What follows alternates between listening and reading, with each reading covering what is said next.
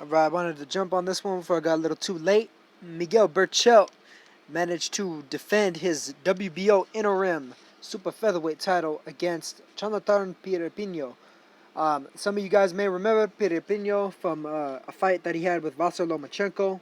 Managed to go 12 rounds with Lomachenko. Gave him a little bit of difficulty in there. Lomachenko, won a clear decision victory over him. But he gave him some trouble here and there. But against Miguel Berchelt, the man who Roman Martinez basically ducked in order to get the Vasyl Lomachenko fight because of the fact that Roman Martinez and Miguel Berchelt Berchelt was his mandatory. They went to purse bids. Berchelt's team won the purse bid, and they were scheduled to fight originally in, I believe it was March or no February. I think it was February when they were the very end of February when Roman Martinez was scheduled to defend his then title against Miguel Berchelt. He wound up pulling out the last minute, pretty much like a little over a week before the fight, with supposed, I think it was a hand injury, they said. But within the next week, they had signed up the fight with Vasyl Lomachenko.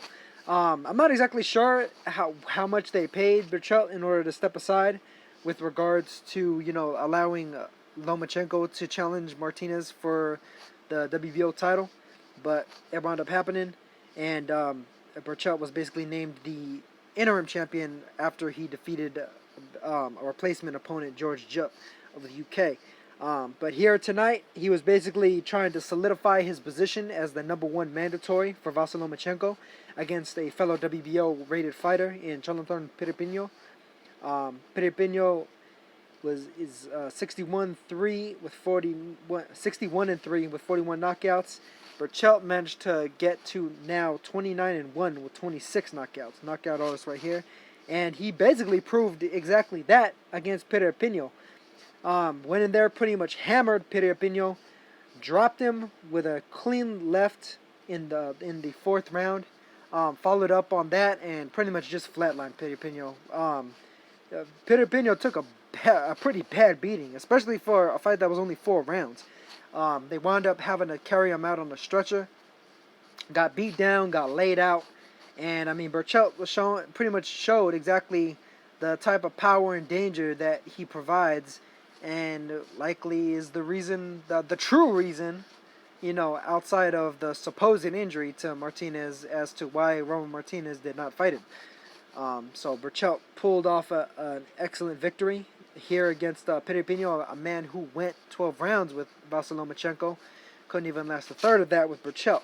So he basically stamps his name right there as the mandatory. Lomachenko's hopefully going to be mandated to fight him by the WBO by, I guess, the end of this year. There's plenty of time left in this year in order to get this fight made, and it's a fight that I'd like to see. As of right now, I do know that there's rumors about Lomachenko possibly rematching Orlando Salido because it's a more big name fight in terms of a lot of people are more aware of Salido's quality, more aware of his past, his history amongst the U.S. and the U.K. audiences in particular. The English speaking audiences by and large, but.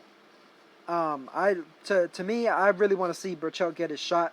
I do think that Salido is, I mean, if anybody that's not a champion right now deserves a shot at any of the titles, regardless of which one it is, whether it's Lomachenko's, Francisco Vargas's, Jezreel Corrales's, Jason Sosa's, or Jose Pedraza's, depending on if Pedraza actually stays at 130 for his next fight, because there's possibility of him moving up to 135 fairly soon. I know they've been kind of tossing that around at the moment, but I do think that Berchelt deserves a shot.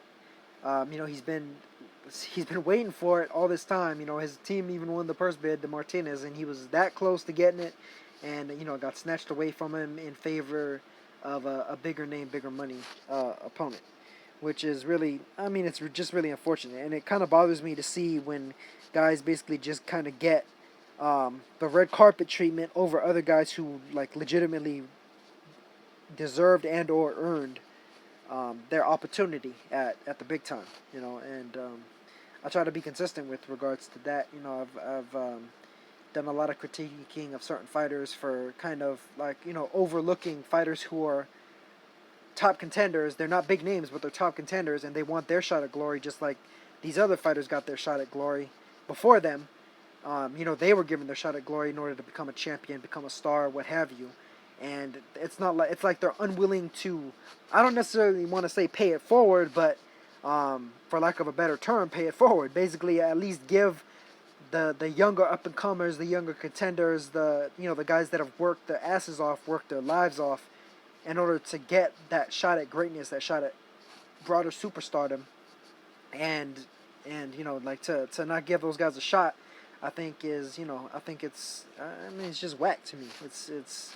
It's not something that I like to see. I really don't like to see people trying to big time each other, because at the end of the day, all these fighters have to come from somewhere. Whether they happen to be highly touted prospects out of the Olympics, blue chip prospects, so to speak, or if they're guys that had to grind and they were unknown fighters when they first turned pro, and they might have had bad management early on in their careers, or just overall haven't necessarily gotten that A-level push in terms of management and promotion, even though their quality as a fighter may be A-level.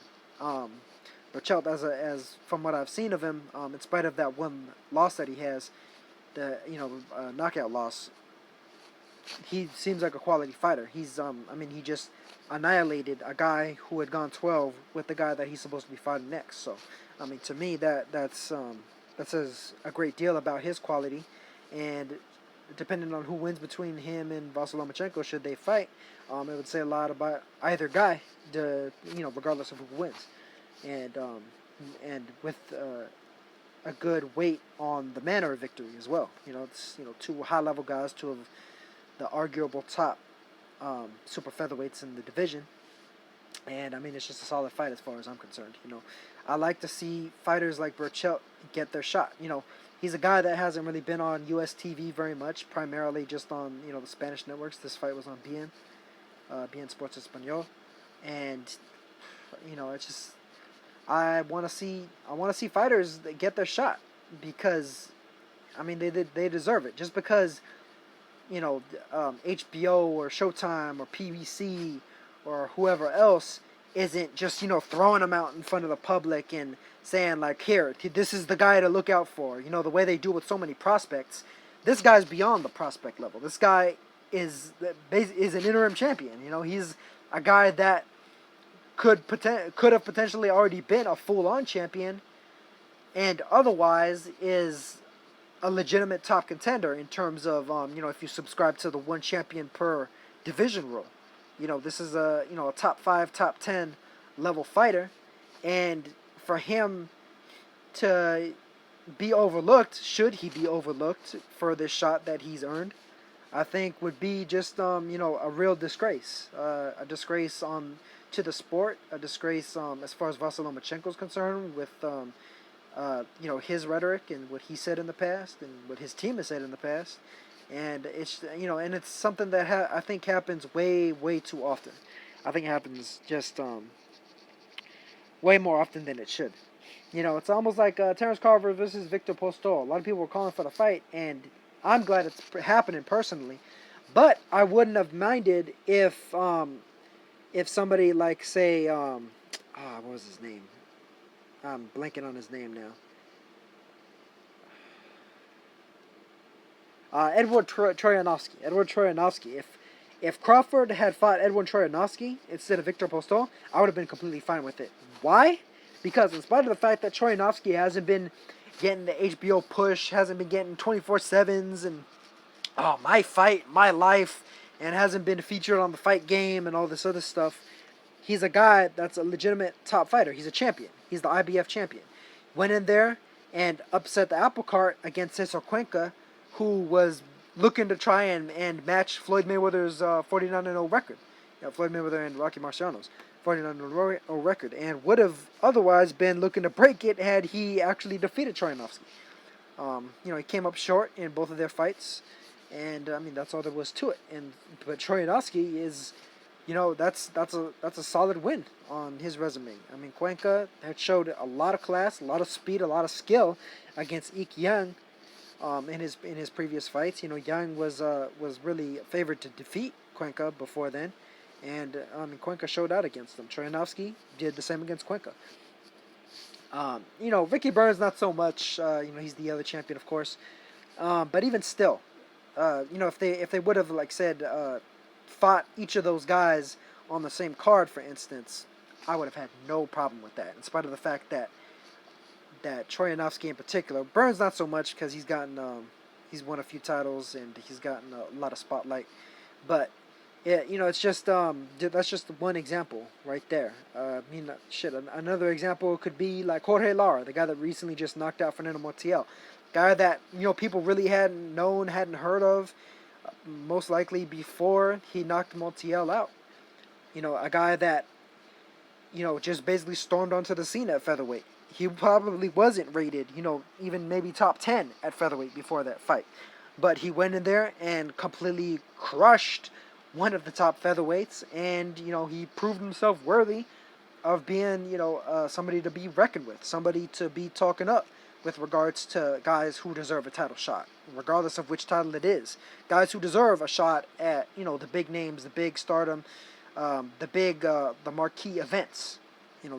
And so I mean that's just what it is. And I think it's really unfortunate that a lot of these fighters that are high level quality fighters just get overlooked in the grand scheme of things, whether it's regards to money or even critical acclaim. A lot of us are supposed to be boxing hardcores, and I think a lot of us need to pay a little more attention to some of these guys that aren't necessarily getting the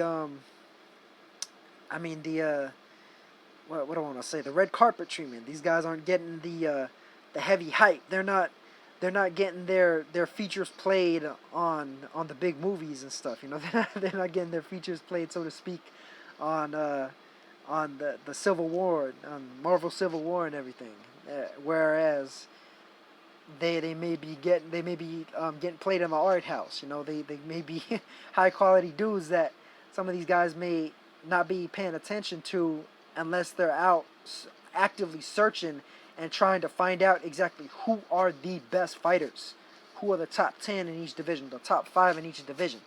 Because a lot of times I feel like these big networks wind up overlooking a lot of these guys unless they're maybe one or two guys amongst the top 5 or the top 10, even if they're not the absolute best fighters.